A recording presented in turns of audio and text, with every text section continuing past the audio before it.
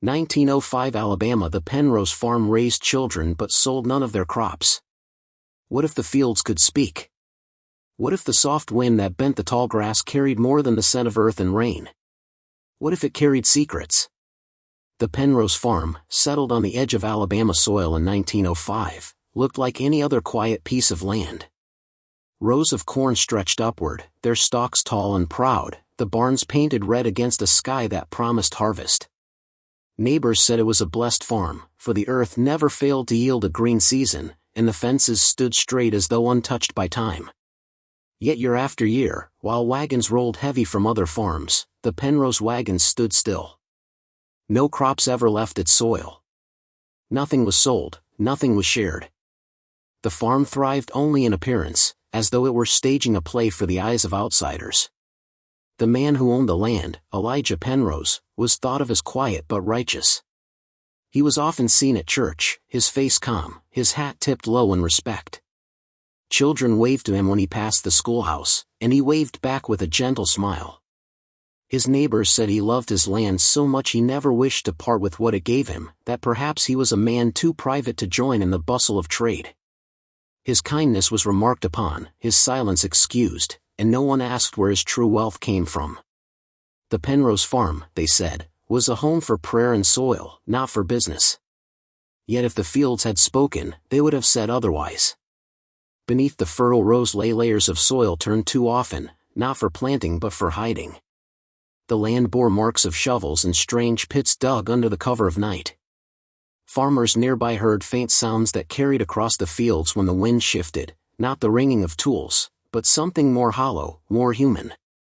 Dogs raised their heads at night and barked at the direction of the Penrose farm, their throats straining at sounds their masters could not hear. But people told themselves stories to sleep, convincing their minds that the noises belonged to wind or animals, because it was easier than considering the truth.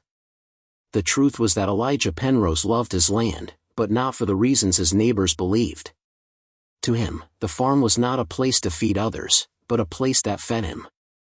He believed the soil answered back when he worked it, that each seed he planted was more than a crop, it was a question. The harvest he sought was not corn or wheat.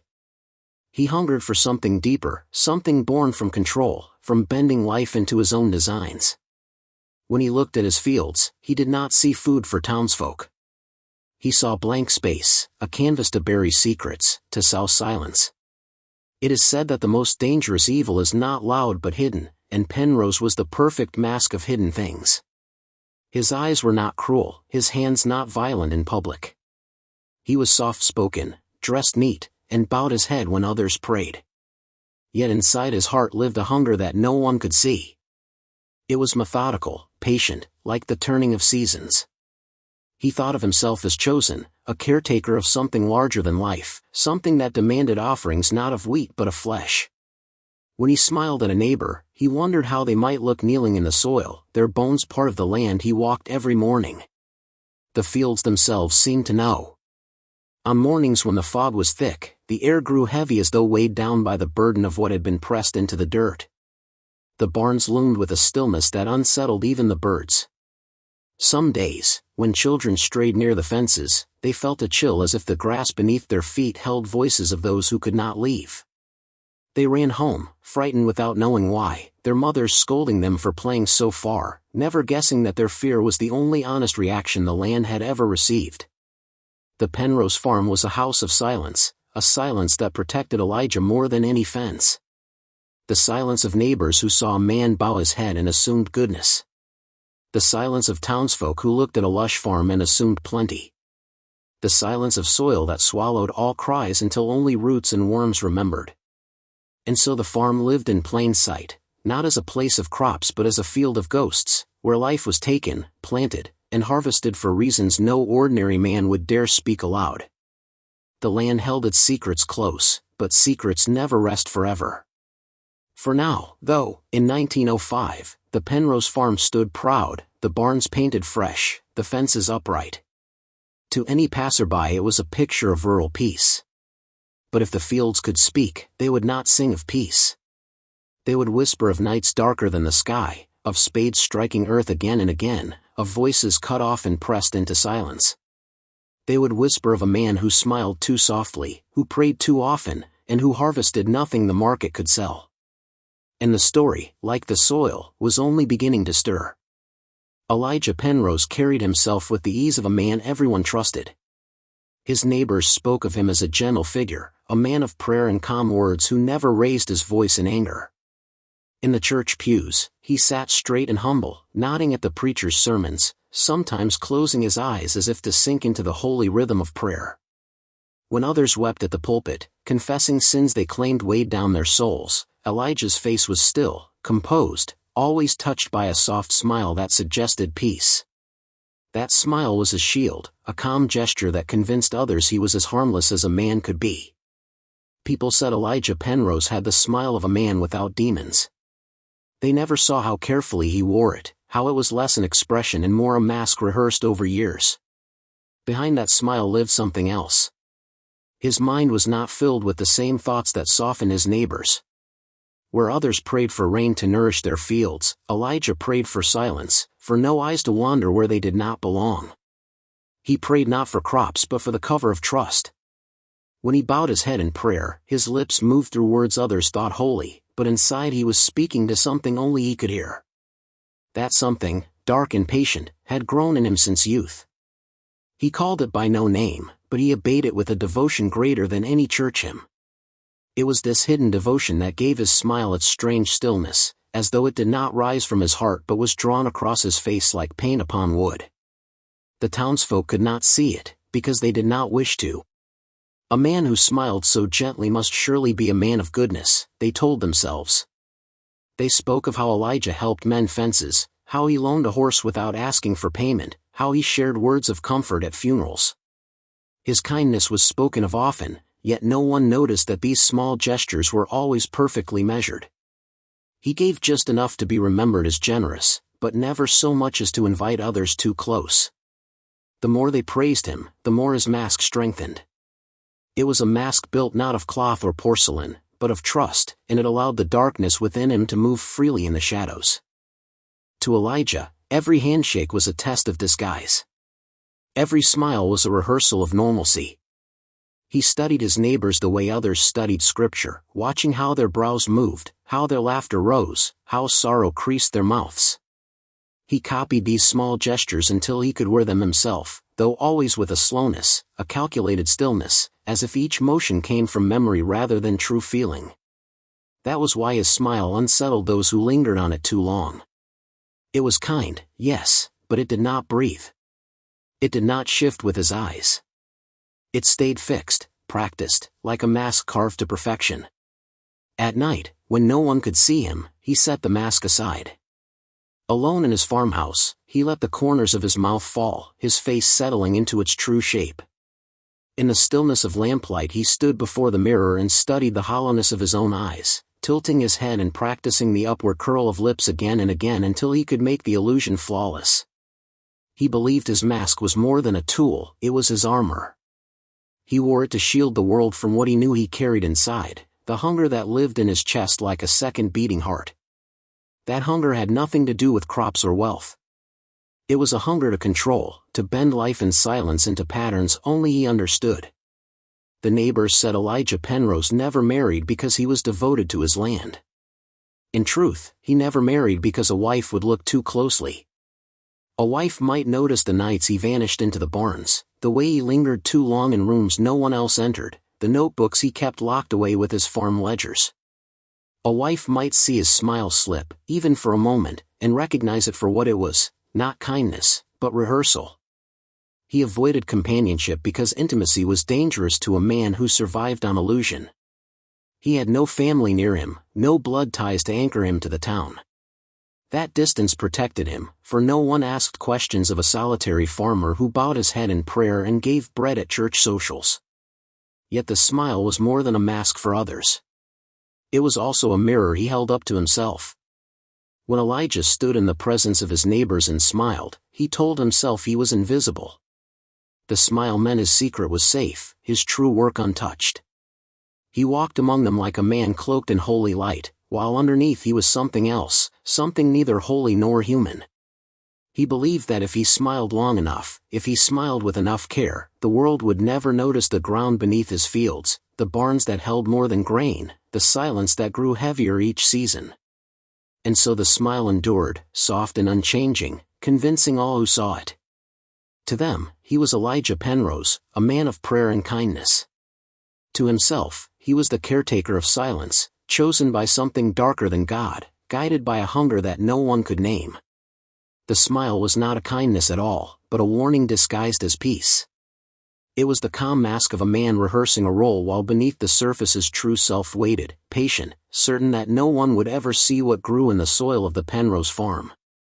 And as the fields whispered their secrets to the night air, Elijah Penrose smiled through it all, a gentle mask hiding the first hints of a story that had only begun to darken. The Penrose farm was not empty of voices. Over the years, children appeared within its fences, though no one could say for certain where they had come from. Sometimes it was said Elijah had taken in orphans, a charitable act for a man without a family of his own. Other times people whispered that poor women from the outskirts left their children at his door in desperation, trusting a man of prayer to raise them. No one questioned too deeply, for questioning would mean responsibility, and the townsfolk had none to give. What mattered to them was that Elijah smiled, and the children stayed quiet behind the fences. Their laughter did carry at times, faint across the fields, but it was a laughter tinged with unease. It was not the wild, reckless joy of children at play, but a thinner sound, as though each laugh had been practiced and measured like their caretaker's smile. Townspeople who visited said the children were polite, almost too polite, their heads bowed, their voices soft. They worked in the gardens, tended animals, and stood with folded hands whenever Elijah spoke. They seemed obedient, though obedience was not the right word. What lay in their eyes was not the respect of children raised with love but the submission of children who had learned that silence was safer than speaking. At school their absence was noted, but never loudly. A teacher once asked Elijah why none of the children attended, and he answered that their education was handled privately, that he wished to shield them from worldly corruption. The teacher nodded, uneasy but unwilling to press further. After all, the children looked clean and fed. That was enough to soothe suspicion. No one asked why their faces grew pale each winter, why they never joined other children for games, why they flinched at the sound of certain words. In a town where silence was easier than curiosity, their strange condition was simply accepted. Inside the barns, their lives were far different. Elijah did not raise the children as sons or daughters but as crops in a field of his own design.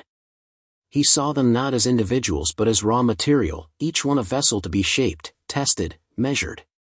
His mind turned their childhood into experiment, recording their growth in ledgers filled with numbers and notes that meant nothing to outsiders but everything to him. He catalogued their fears, marked the moments their bodies weakened, and watched how their spirits bent under the weight of his control. To Elijah, each child was a question waiting for an answer, a seed planted in his soil that might one day bloom into something only he could understand. The games he played with them were not games at all. He devised rituals of labor and endurance, forcing them to repeat tasks until their hands bled or their knees gave way. When they collapsed, he knelt beside them, not with comfort but with curiosity, studying their eyes for the flicker of resistance. He spoke softly, telling them that pain was not punishment but design, that suffering was proof they were chosen to serve a greater purpose. And the children, starved for approval, clung to his words, believing obedience might one day earn them relief. In truth, no relief ever came. Relief was not part of Elijah's harvest. The town sometimes heard their voices drifting from the barns, a strange mixture of singing and chanting, and assumed Elijah taught them hymns. But the songs were not hymns. They were patterns he forced into their tongues, phrases repeated in rhythm, stripped of meaning but heavy with control. The children sang because silence was worse. They sang because the songs kept them alive another day, kept Elijah's eyes from turning cold with disappointment. The barns became chapels of his own invention, where innocence was rewritten as ritual, and ritual was nothing more than obedience carved into fragile bodies. Still, the facade held. Visitors saw only what Elijah wished them to see. The children appeared at the edge of the fields when called, their clothes neat, their eyes lowered, their small mouths curling into rehearsed smiles. To neighbors, it looked like discipline, the mark of a good caretaker. They said Elijah Penrose raised his children with respect and order, unlike other households where children shouted and ran wild. They praised him for it, never realizing that what they admired was not respect but fear. But fear leaves traces, even in the best disguise. On certain mornings, when the mist hung heavy over the farm, one could glimpse a child standing alone by the fence, eyes hollow, fingers clutched tightly around the wood as though clinging to something unseen. The moment anyone approached, the child would vanish, slipping back into the barns, their face once again hidden by obedience. The traces of their suffering were faint, like whispers beneath the hum of cicadas, but they were there for anyone who cared to listen. No one listened. No one wanted to. Elijah Penrose understood this silence. He counted on it. He knew the town would rather look at his smile than at the children's eyes. He knew that as long as the fields looked green and his voice remained calm, the world outside his fences would never disturb him. He was a master of masks, and the children were his most convincing proof. They stood as evidence of his goodness, while behind closed doors they were evidence of his hunger. And so the farm continued to thrive in appearance, while inside its barns, childhood was stripped and rewritten into something colder. The children did not run in fields or shout in joy. They learned the weight of silence, the cost of obedience, the shape of a man's shadow who called himself their caretaker. They were not raised. They were harvested, slowly, carefully, as though each breath they took was part of a ritual known only to Elijah Penrose. The laughter that reached the fences was fading now, replaced by the soft echoes of chants and the muffled weight of fear. The children of the farm lived unseen, unheard, while the town carried on with its prayers and chores, blind to what was growing in the soil of the Penrose farm. Blind to the fact that innocence itself was being harvested behind those quiet red barns. And the story, like the children, was only beginning to darken. The barns of the Penrose farm were never used for grain. Though their wooden frames stood proud and red against the Alabama sun, the inside smelled not of hay or wheat but of oil, iron, and damp stone. The neighbors who occasionally stepped through the wide barn doors saw only what Elijah wished them to see: neatly stacked tools, orderly stalls, bins filled with seed. They praised him for his cleanliness, for his apparent devotion to his work, then stepped away satisfied. None stayed long enough to notice how certain doors were kept locked, how the floors seemed too often scrubbed, how the air grew heavy toward the far end where light did not reach. To most eyes, the barns were ordinary. But to Elijah, they were sanctuaries of his hidden science. He did not think of his work as cruelty. In his own mind, it was precision, a kind of experiment that blurred the line between faith and control. He told himself he was chosen, that the soil had whispered to him truths no preacher could offer, truths about the malleability of life itself. He believed that children, unlike crops, could be shaped not only in body but in spirit. Corn grew straight no matter who planted it. But a child could be bent, reshaped, carved into new patterns. To him, this was the real harvest, one hidden from the eyes of ordinary men. The barns became his laboratory. He repurposed plows and shears into instruments of strange design. What had once been tools for planting were refashioned into devices for holding, pressing, stretching. He crafted frames from beams of wood, arranging them with exact measurements so that a child's body could be fixed in place as neatly as rows of seeds. He kept notebooks filled with sketches of these contraptions, not as an artist but as a farmer recording yield. Each drawing bore notes on adjustments, how long the body could endure, how far a limb might bend, how breath sounded when pressed to the edge of silence. His work was not rushed. He treated it as seasons, slow, patient, inevitable. The children learned quickly that the barns were places of dread. They were brought there in silence, made to kneel or to stand as Elijah directed. He rarely raised his voice. He spoke softly, almost kindly, as though what he did was not torment but instruction. He told them they were being shaped for purpose, that pain was the plow and their bodies were the soil. He whispered that endurance was proof of worth, and those who endured longest were closest to grace. The children nodded through tears, believing because they had no other truth to cling to. Each endured as much as their small bodies allowed, hoping obedience might earn release. But release was never part of the design. The barns did not grant freedom, they harvested obedience until nothing of the child remained but submission. The methods were precise and ritualistic. He tied children into positions that forced their bodies to hold unnatural shapes for hours, sometimes days. He placed weights in their hands until their fingers trembled and broke. He designed wheels that turned slowly, stretching joints inch by inch, never fast enough to snap but always enough to grind. When their cries grew too loud, he hummed hymns over them, soft and steady, as though drowning their voices beneath his own calm faith. In his ledgers he marked each session not as torment but as data, bone endurance, breath resistance, silence threshold. These were his crops, and every entry was a harvest note. Outside, the fields swayed in the wind, masking the muffled sounds within. Neighbors passing by heard nothing but the creak of wood or the lowing of cattle. They could not imagine the truth, that inside, Elijah was remaking children as one remakes the shape of soil, cutting furrows into their bodies and minds with tools no farmer was meant to wield. Each contraption, each ritual, was born of his belief that life was raw material, and that he, chosen by silence, was its caretaker. What grew in the barns was not wheat but a kind of design known only to Elijah. He arranged children in patterns on the floor, circling them as though studying diagrams. He forced them into postures that mirrored symbols sketched in his notebooks, symbols he believed carried power. To him, each position was a question, each cry an answer. He studied the breaking point of silence, the exact moment when body and spirit separated, when a child's eyes lost their spark and became empty vessels. Those moments filled him with a calm deeper than prayer. To Elijah, this was proof that the harvest was working, that his fields of flesh yielded exactly as he had dreamed. Yet he remained careful.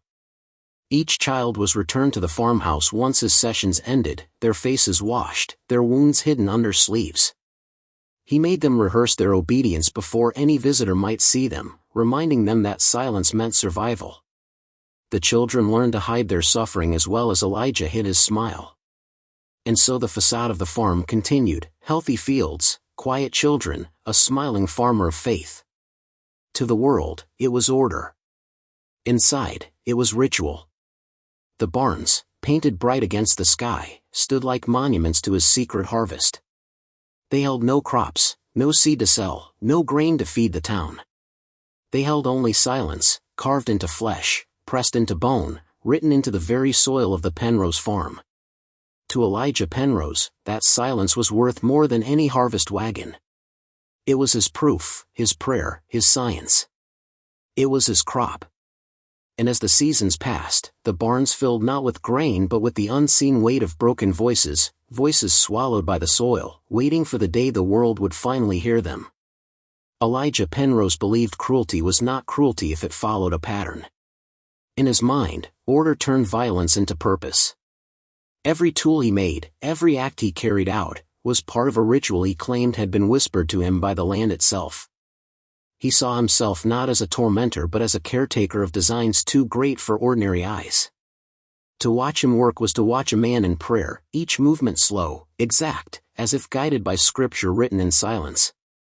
The barns of the Penrose farm were his church, and the children his unwilling congregation. The devices he built were not crude. They were exact, shaped with the patience of a man who understood that horror must be methodical to endure. He made frames that forced children into poses that mirrored symbols drawn from his notebooks, patterns he called alignments. He believed that when the body was twisted into these precise shapes, the spirit inside bent as well, creating fractures he could measure. He marked the angle of joints with chalk, drawing circles around the children on the floor, as though their bodies were diagrams rather than flesh. The sight of trembling limbs pressed into impossible positions brought him not disgust but a strange calm, the calm of a farmer watching rows of seed fall into line. He created instruments from plows and gears, reshaping them into slow machines of pressure. One contraption resembled a wheel, but instead of spinning freely it moved only by hand, turning teeth of wood and iron that stretched whatever was bound to it. A child placed upon it was not broken instantly but drawn out inch by inch, bones resisting until they gave way with soft, wet cracks. He did not rush these moments.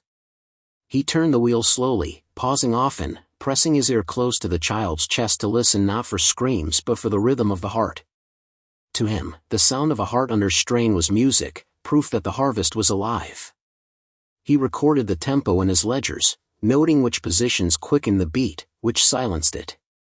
Another device was little more than a trough filled with water, but Elijah used it not for drowning but for measuring breath. He held a child's face beneath the surface for exact counts, raising them only when their bodies convulsed at the edge of death. He told them that silence beneath water was a sacred trial, that each second endured was a step closer to purity. When they gasped for air, he scolded them for weakness, then repeated the trial until their resistance broke. In his notebooks he called these entries thresholds, each one measured with the precision of a scientist, though the experiment was nothing but ritualized suffocation disguised as study. His most disturbing methods involved the carving of silence itself. Elijah believed sound carried impurity, that cries and screams stained the air of his barns. To cleanse it, he forced the children to endure while he hummed hymns, drowning their voices beneath his own steady tone. Sometimes he placed iron rods between their teeth to keep their mouths open, measuring how long they could scream before their throats gave way to hoarse, broken whispers.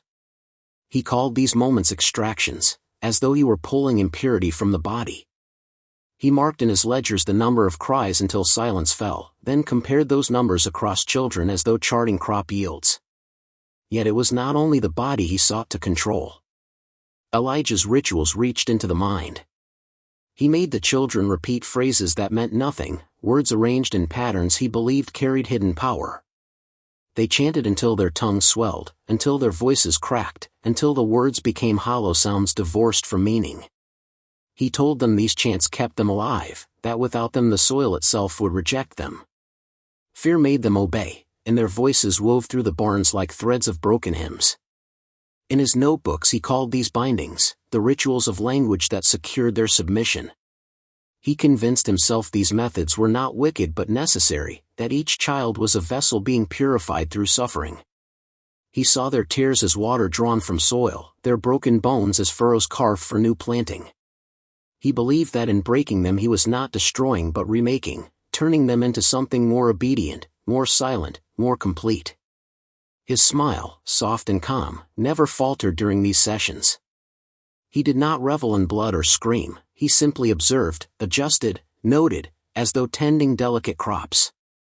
That was what made his evil so complete. It was not loud, not frenzied, but calm, ritualistic, wrapped in the stillness of order. When neighbors heard faint sounds drifting from the barns, Elijah explained them away as hymns, the children singing while they worked. And indeed, the faint echoes did sound like song, though only because the children were forced to chant in rhythm even as their bodies trembled. To those who passed the farm, it was proof of discipline and devotion. To those inside, it was proof of their entrapment, their voices bent into patterns they could not escape. The barns grew heavy with this silence, a silence carved by ritual, pressed into bodies, written in ledgers.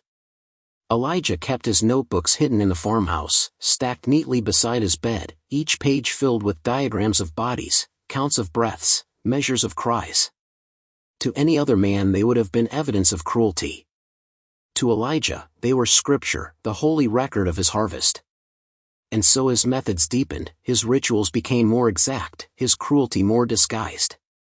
The children, bound by fear and silence, became living diagrams of his obsession. The barns, painted bright against the sky, hid chambers where science, faith, and madness blurred into one. Elijah Penrose was not a man of crops. He was a ritualist of flesh, a farmer of silence, a scientist of suffering. And as the seasons passed, his methods grew more refined, more exact, more horrifying. The barns no longer held tools for planting. They held instruments of a harvest no market could name, a harvest that whispered of death and silence beneath every beam. And with each passing season, the rituals sank deeper into the soil, waiting for the day when the world could no longer look away. The farm's silence did not belong to Elijah alone. It fed upon others, drawing strength from the desperate women who arrived at his door in the cover of night.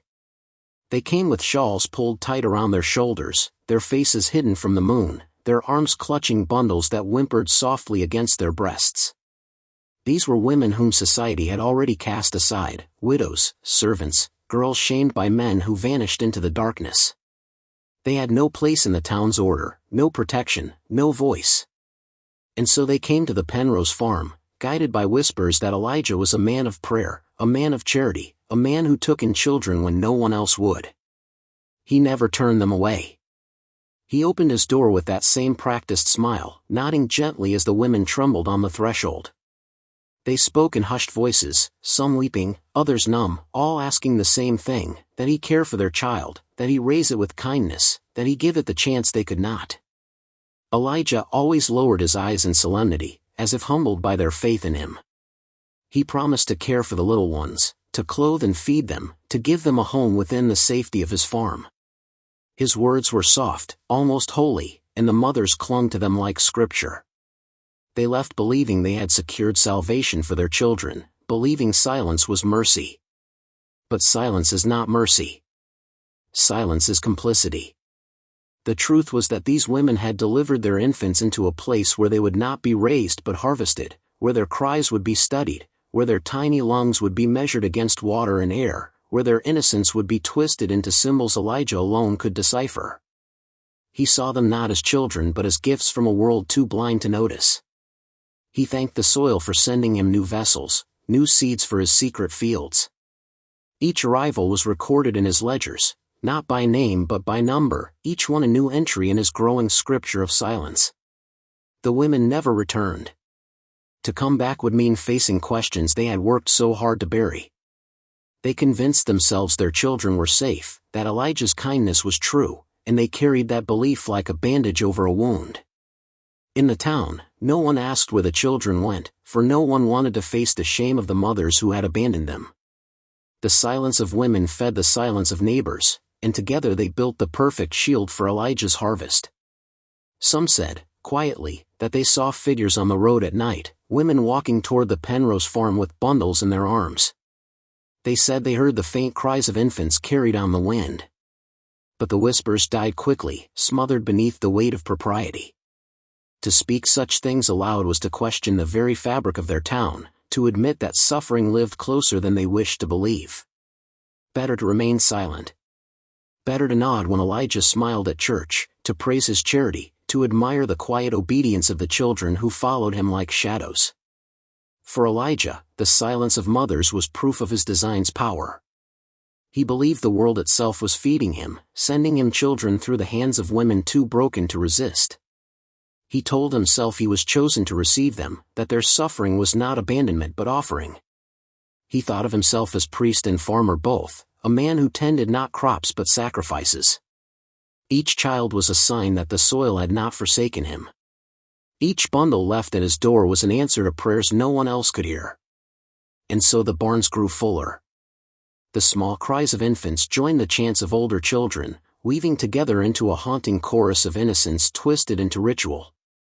Elijah listened to these sounds with reverence, his smile soft and calm, while his hands prepared the next device, the next pattern, the next harvest.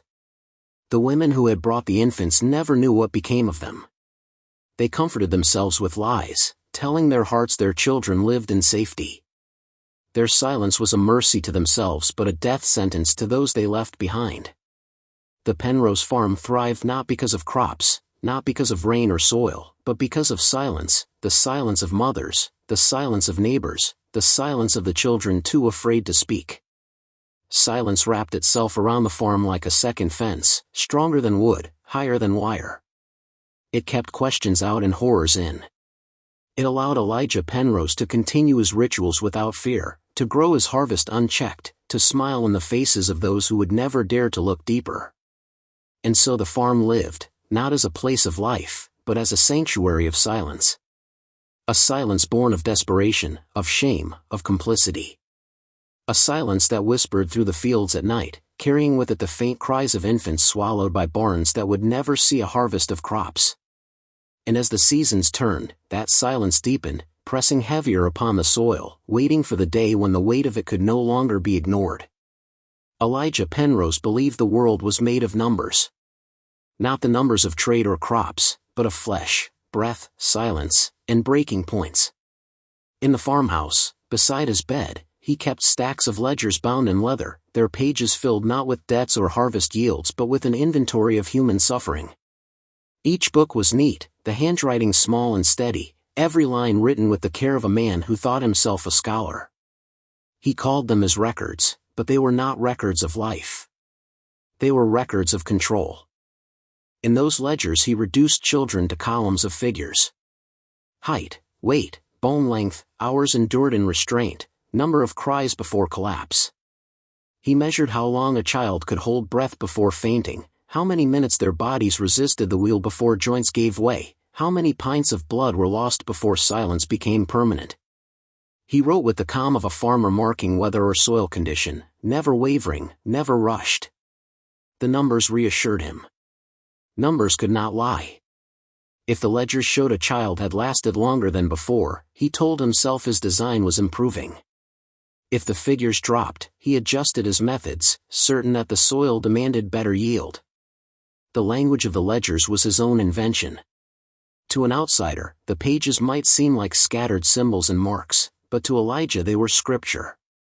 He used circles, triangles, and lines to record the positions of bodies, strange diagrams of limbs bent into unnatural shapes. He created codes for endurance, dots for breaths, slashes for cries, curves for silence. Over time, his system grew so elaborate that he could glance at a page and recall the entire ritual, the child involved, the result. The ledgers were his memory, his holy text, his proof that suffering could be shaped into order. But Elijah was not content to record only the body. He sought the anatomy of the mind, the secret structure of obedience. He tested the children with rituals designed not to wound but to measure submission. He whispered false promises, offering comfort only to withdraw it, noting how long it took for hope to die in their eyes. He deprived them of sleep, charting the exact moment their voices slurred into nonsense. He set them tasks without purpose, moving stones from one pile to another, then back again, writing down how long before they stopped asking why. He believed that the moment a child stopped questioning, their spirit had been harvested, their will transformed into pure silence. Those moments filled him with a satisfaction deeper than prayer.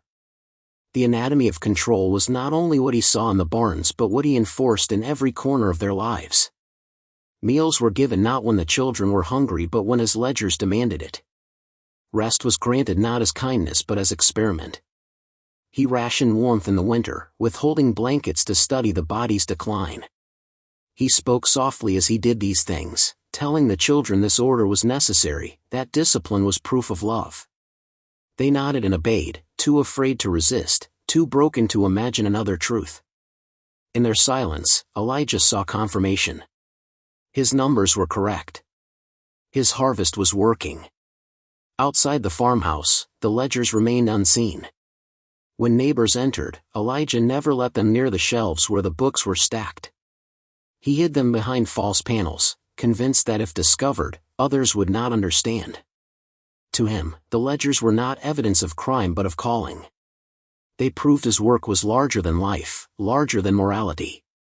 He thought of himself as a man chosen to write the hidden scripture of suffering, to measure what no one else dared measure. Every entry was another verse, every diagram another hymn. Yet even within his own mind, Elijah understood the fragility of control. He feared chaos, feared the one thing he could not number, the possibility that silence might end, that the cries might reach beyond the barns. This fear drove him to greater precision, to endless counting, to endless repetition of rituals that broke body after body. He believed that if every variable was recorded, every breath measured, every fracture noted, he could close off the risk of disorder forever. His ledgers were his shield against the unknown, against the possibility that one day the world might look closer. The children knew nothing of the symbols that sealed their fates. They saw only the consequences, the straps, the weights, the cold tools pressed against their skin. They could not read the books that decided whether they ate or froze, whether they lived another week or were buried in the soil beyond the barns.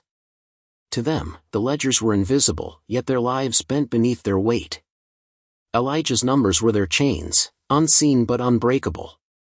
And so the records grew, filling shelf after shelf, each page heavy with the mathematics of cruelty. They were not confessions but blueprints, not evidence of guilt but instructions for further control. To Elijah Penrose, they were the anatomy of silence, the design of obedience, the harvest of souls.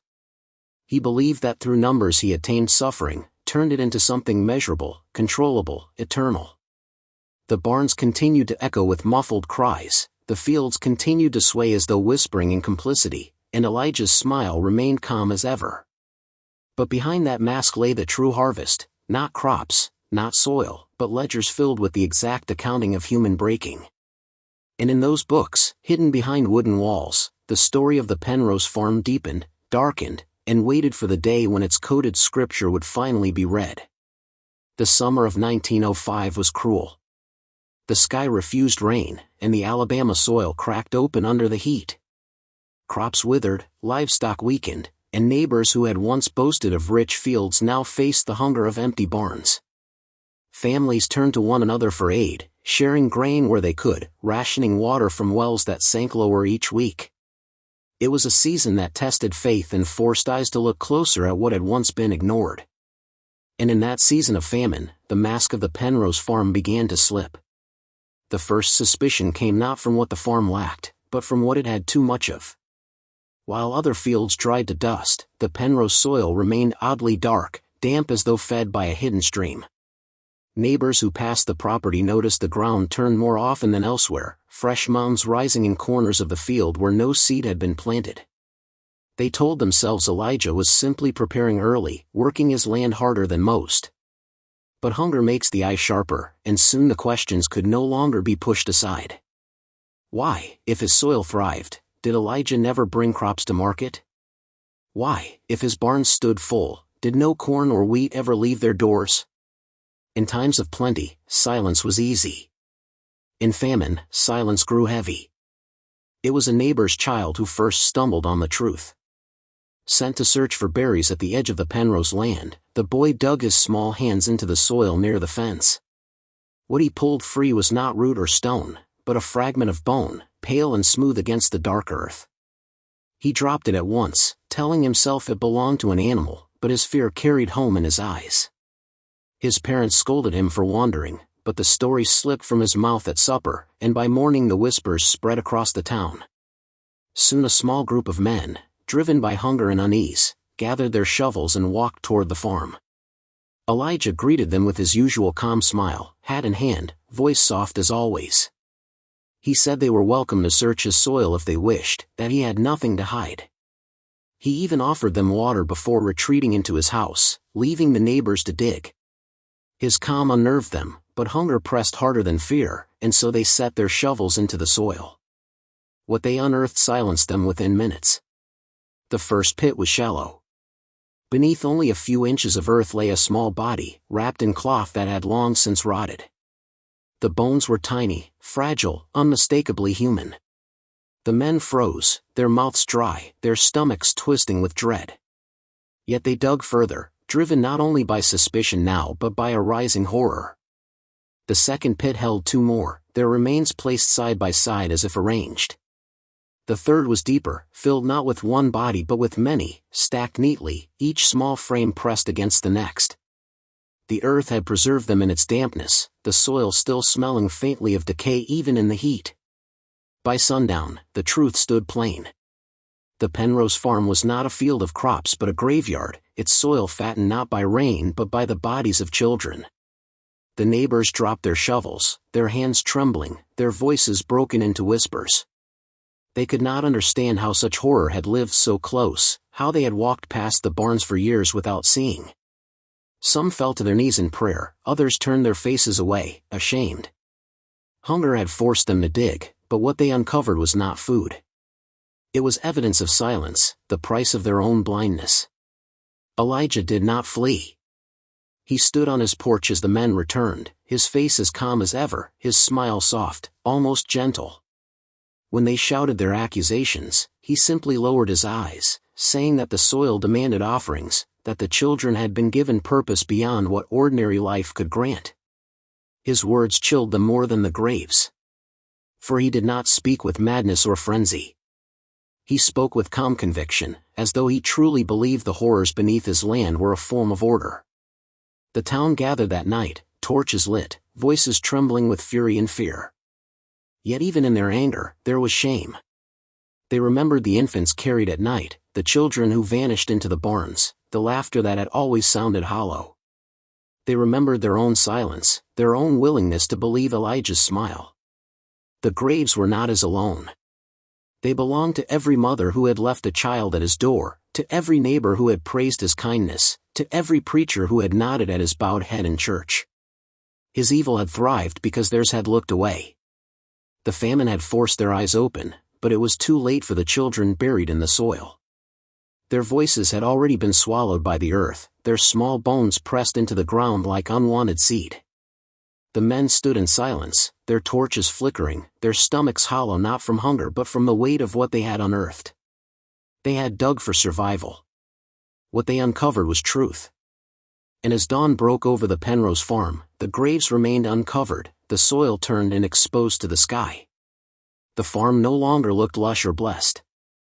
It looked haunted, each mound of earth a reminder that silence can bury anything, even innocence, until the day hunger digs it back into the light. The fields had spoken at last, and their voice was the sound of bones breaking through soil.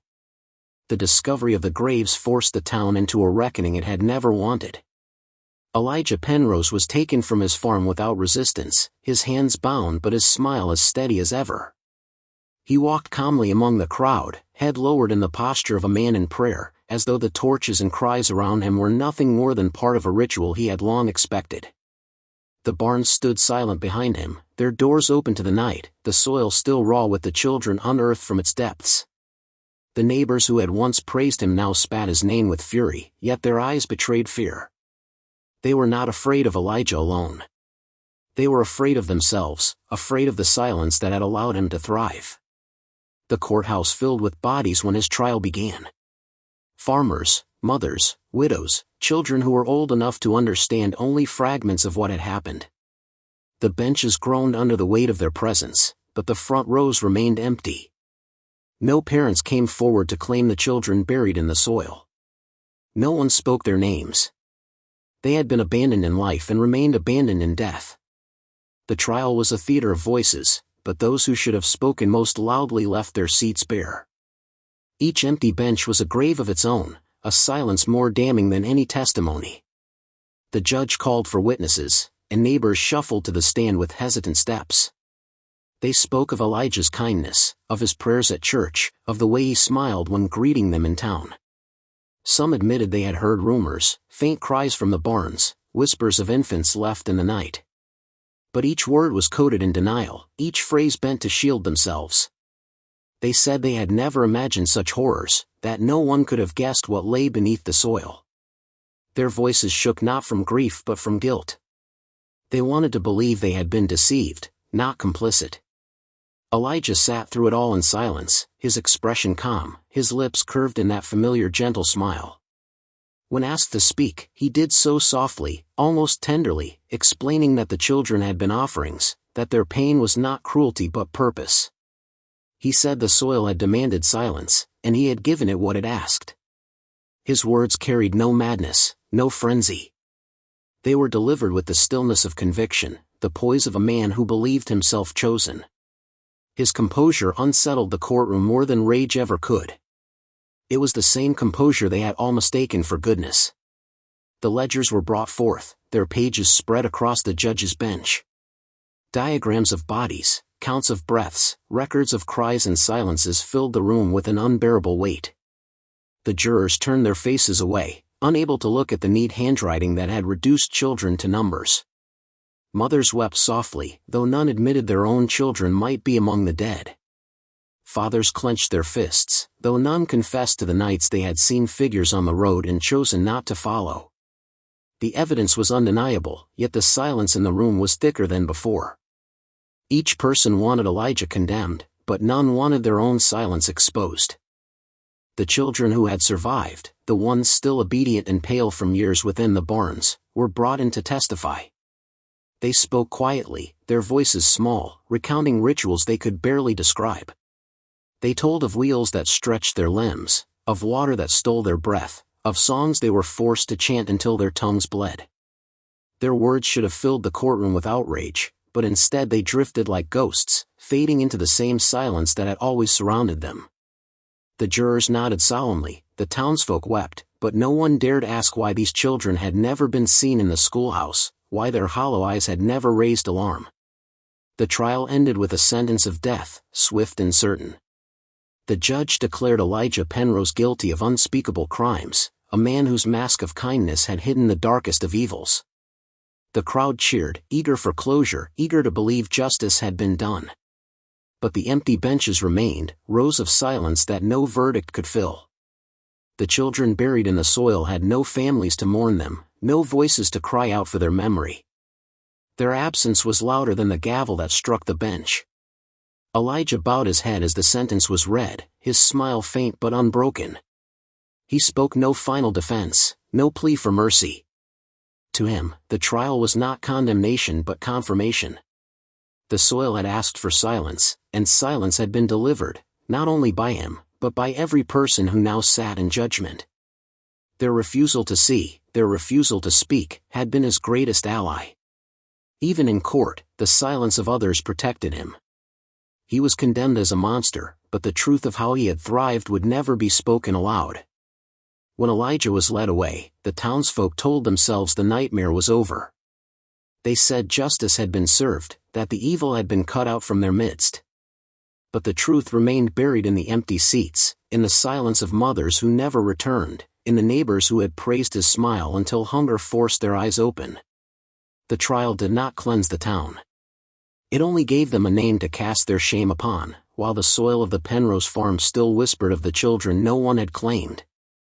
And as the gavel's echo faded, the silence lingered, heavy, unbroken, waiting for the weight of memory to press it deeper into the earth.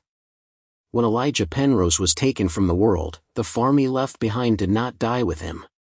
The barns still stood, their beams soaked with years of silence, their doors gaping like open mouths. The soil was still dark, turned too many times, holding the bones of those no one came to claim. The townsfolk gathered with torches, not to celebrate but to erase. They set fire to the barns, their flames rising high into the night, carrying with them the screams that had once been muffled inside. The wood cracked, the roof caved, and sparks drifted into the sky like embers of a harvest that had never belonged to crops. Some wept as they watched, though not for the children. They wept for themselves, for the shame that clung to their silence, for the horror of what had lived in their midst unseen. The farmhouse was stripped bare, its ledgers taken by officials who did not know how to read the symbols within. To them, the diagrams and numbers were proof enough of guilt, and the pages were locked away in government vaults, sealed beneath stamps of secrecy. The officials wrote reports, heavy with legal words, but none captured the true weight of what the barns had held. None described the way silence had been harvested as carefully as corn, or how innocence had been broken with the patience of a man tending soil. They called it crime. They called it cruelty. But the words were too small. The truth of the Penrose farm was something no report could hold. Laws were written in the years that followed. Orphan records were tightened, adoptions tracked more carefully, barns inspected by new committees. Officials told themselves this would prevent another Penrose, that paper and signatures could guard against silence. And yet even as the laws grew stricter, the memory of what had happened on that farm faded from the mouths of the people who had lived nearest to it. They did not want to speak of it.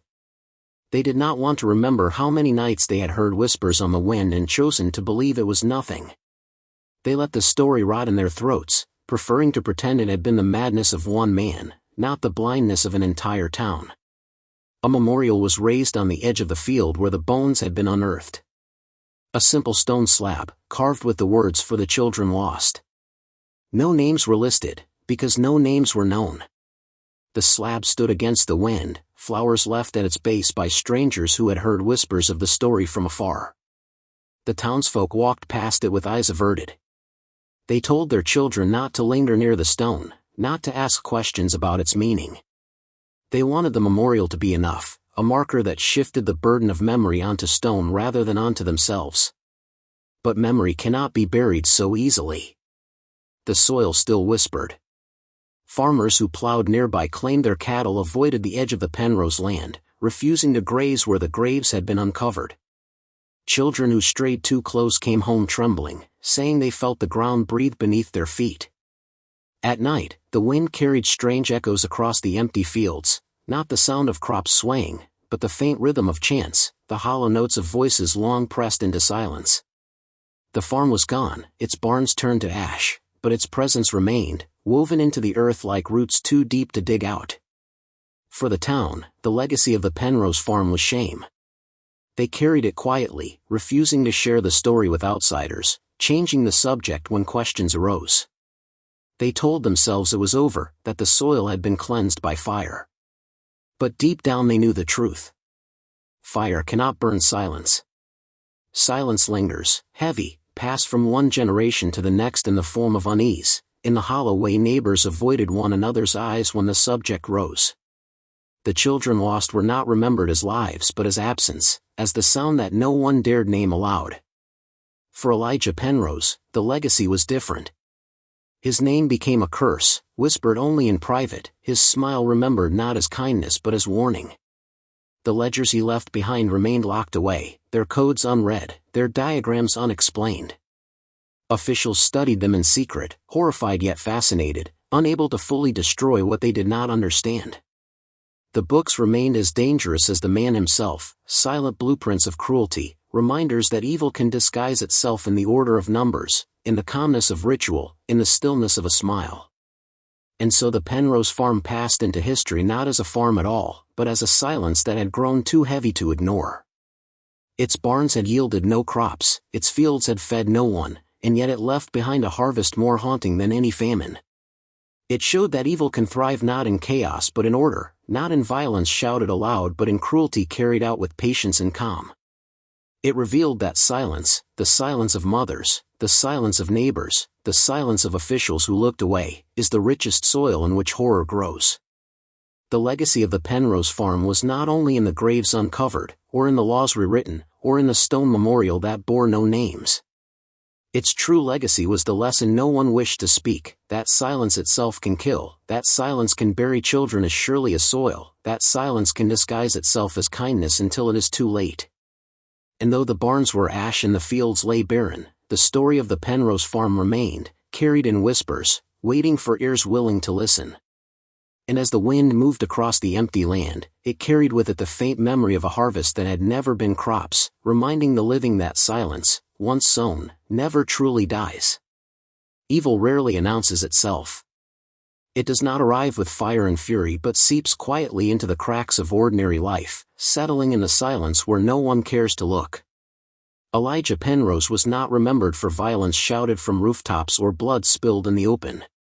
He was remembered, if at all, for the stillness of his smile, for the way he blended into church pews, for the calmness with which he bowed his head in prayer. That was the shape of his shadow, long, patient, invisible until it swallowed everything around it. His story was not the story of a monster apart from men. It was the story of how easily evil can wear the skin of normalcy, how comfortably it can live inside the frame of a neighbor, a farmer, a man of prayer. The Penrose farm became a parable, though few wanted to admit it. Officials spoke of Elijah as if he were an aberration, a man apart from history, a sickness that could be contained with new laws. But those who looked deeper saw something worse. His rituals, his ledgers, his silence, none of these grew in isolation. They had been nourished by the blindness of others, watered by the shame of mothers who surrendered their children, fertilized by the neighbors who praised his kindness and never questioned his secrets. Evil like his did not stand alone. It needed soil, and it found it in silence. The shadow of Penrose lingered in the years that followed. Whenever a child went missing in another town, whenever an orphanage was exposed for cruelty, whenever silence allowed suffering to spread unchecked, his story whispered beneath it. He had not invented horror. He had only revealed its most common disguise: order, ritual, calmness. The world likes to imagine evil as chaos, as madness bursting forth. But Elijah showed that true horror is methodical, that it thrives when clothed in patience, when hidden beneath the mask of decency. His barns were not chaotic dungeons but orderly chambers. His ledgers were not wild scribbles but neat records. His evil was not loud but efficient, not reckless but exact. That was the lesson most feared, the shadow that history tried to avoid. The few who dared to study his ledgers saw in them not only the cruelty of one man but the reflection of countless others who had turned bodies into numbers. The diagrams of children pressed into unnatural shapes echoed the diagrams drawn in prisons, hospitals, and camps far beyond Alabama. The tallies of breaths and cries resembled the cold counts of lives reduced to data in other places where silence reigned. Elijah had believed himself chosen, but his methods were not unique. They were part of a darker pattern that stretched across history, the reduction of life to figures, the worship of order over compassion, the transformation of human suffering into something measurable and therefore, in the minds of the cruel, justifiable. The town wanted to believe it had buried him, that burning the barns and raising a memorial had severed his shadow. But shadows do not vanish when fire burns. They stretch, they bend, they wait. The Penrose farm was only one chapter in a longer story, one that repeated itself whenever silence was chosen over truth. The neighbors who once praised Elijah's smile raised children of their own, children who grew up knowing only fragments of the story, children who carried the unease of secrets passed down in whispers. The shame became inheritance, a legacy not of blood but of avoidance. And avoidance is the perfect soil for shadows to grow. What made Elijah Penrose so haunting was not only what he did but how easily he was allowed to do it. His evil did not roar, it whispered. It whispered in the hush of mothers leaving infants at his door. It whispered in the nods of neighbors who praised his neat barns. It whispered in the silence of children who dared not cry too loudly. The shadow he left behind was the reminder that evil does not always wear chains or weapons. Sometimes it wears a soft smile, a bowed head, a ledger written in careful hand. Sometimes it looks so ordinary that no one dares to see it for what it is. And so history carried his shadow, even when the town refused to speak his name. It lingered in the soil where bones had been unearthed, in the silence of courtrooms where no one claimed the lost children, in the quiet laws written to prevent another Penrose but never spoken of aloud. His farm was gone, his barns were ash, but the shape of his shadow stretched far beyond his land. It stretched into the very idea of how evil operates, patient, methodical, hidden in plain sight, always waiting for silence to shelter it once more. The Penrose farm is ash now. Its barns have long since collapsed into memory, its soil plowed over by strangers who never knew what lay beneath. The ledgers are locked away in archives no one visits, their symbols gathering dust in the dark. The stone memorial stands crooked on the edge of the field, weathered by rain, its inscription fading with each passing season. To the eye, it is only an old farmstead, a place where time has moved on. But beneath the surface, silence still lingers. It waits like a shadow, reminding those who dare to listen that stories like this are never truly finished. When Elijah Penrose was executed, the town told itself the nightmare was over. They buried his name beneath law books and sermons, insisting he was a single monster, a man apart from decent society. Yet history does not bend so neatly. The truth is that Elijah did not create silence. He only exploited it. His barns thrived because neighbors refused to ask questions, because mothers surrendered children without looking back, because officials filed papers and moved on. His cruelty was personal, but the soil that nourished it was collective. That soil, silence, shame, indifference, has never been fully dug out. It remains, ready to feed the roots of something new. Could it happen again? The question lingers like smoke. Some would say no, that the world has learned, that laws protect the vulnerable, that communities watch more closely now. Yet even today, there are places where children vanish into institutions no one inspects, where cries are muffled by bureaucracy, where suffering is reduced to numbers and ledgers written by cold hands. Evil does not need barns or fields. It only needs silence, and silence is everywhere. It hides in the reluctance to interfere, in the fear of shame, in the comfort of believing someone else will act. It hides in the same places it always has, behind kindness, behind ritual, behind order. The story of the Penrose farm is not only about one man's cruelty. It is about how easily cruelty can root itself in ordinary soil. Elijah's smile was not unique. His mask of normalcy, his calm voice, his air of prayer, these are disguises evil has always worn. They are the disguises it still wears. The world expects monsters to look monstrous, but the truth is far quieter, far more dangerous. Monsters rarely roar. They bow their heads. They shake your hand. They smile.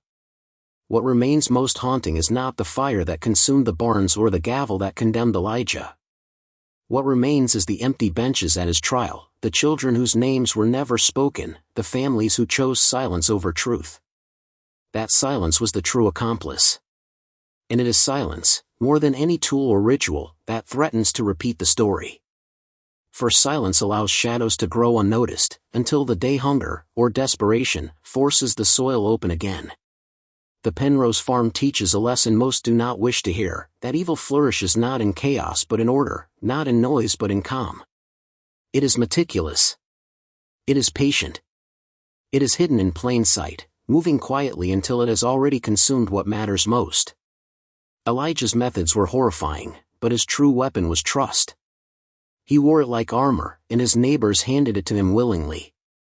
That same trust, that same refusal to see, still exists in countless corners of the world. So the question cannot be avoided, what do you think? Could it happen again? Could silence once more build its fences around a farm, a home, an institution, while neighbors look away? Could children still vanish into places where no one listens, where their cries are written off as exaggeration, where their suffering is recorded not as tragedy but as data?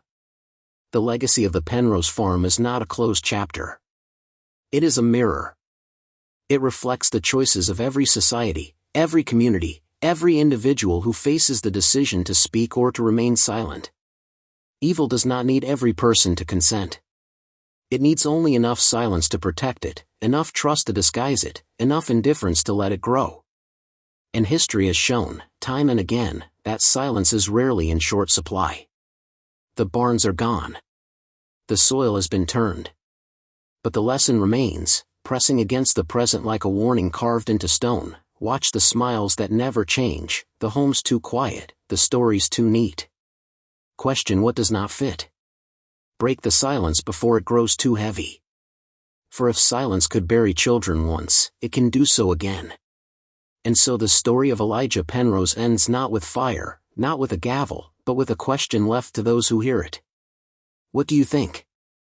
Could it happen again? Could silence still protect the shadows of evil hiding among us? The fields cannot answer. The soil cannot speak. Only you can.